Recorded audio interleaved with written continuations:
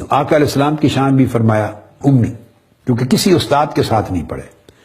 یہ بڑا ظلم ہے جو بعض لوگ اس کے ترجمے میں کہہ دیتے ہیں معاذ اللہ ان پڑھ، امی کا معنی آقا علیہ السلام کے لیے ان پڑھ کر دیتے۔ بہت ظلم ہے، گمراہی ہے، گستاخی ہے، اس سے بچنا چاہیے۔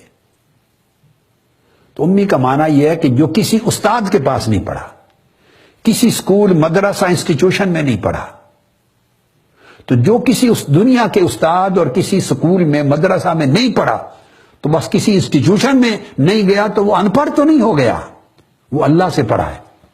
ہم سارے لوگ جو نبی نہیں، سارے لوگ ہم بندے بندوں سے پڑھتے ہیں، اللہ کا نبی اللہ سے پڑھتا ہے، نبی اللہ سے پڑھتا ہے۔ تو ہم لوگوں سے پڑھ کر علم والے پڑھے ہوئے ہو گئے، کتنے ظلم کی بات۔ ہم بندوں سے پڑھ کر، اسکولوں میں پڑھ کر، بندوں سے پڑھ کر ہم علم والے ہو گئے، پڑھ گئے، اور جس نے خدا سے پڑھا ہے اس کو ان پڑھ کہیں، یہ کتنی بڑی ان پڑھوں والی بات ہے، جہالت کی بات ہے۔ بندہ بندے سے پڑھ کے پڑھا لکھا ہو جائے، اور جو اللہ کا بندہ، اللہ کا نبی خدا سے پڑھے اس کو آپ ان پڑھ کہیں۔ اللہ پاک نے امی اس لیے کہا ہے کہ اللہ کے نبی کا کوئی استاد دنیا میں نہیں ہوتا، اس کا استاد اللہ ہوتا ہے۔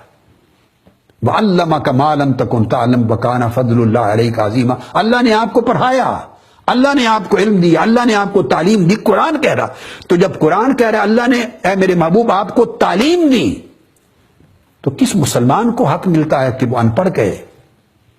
خدا تعلیم دے رہا ہے اس کو، یعنی استاد صاحب اسکول میں تعلیم دیں تو آپ پڑھے ہوئے ہو جائیں، اور خدا ڈائریکٹ تعلیم دے یا بذریعہ جبرائیل امین کے تعلیم دے تو آپ ان کو معاذ اللہ ان پڑھ کہیں؟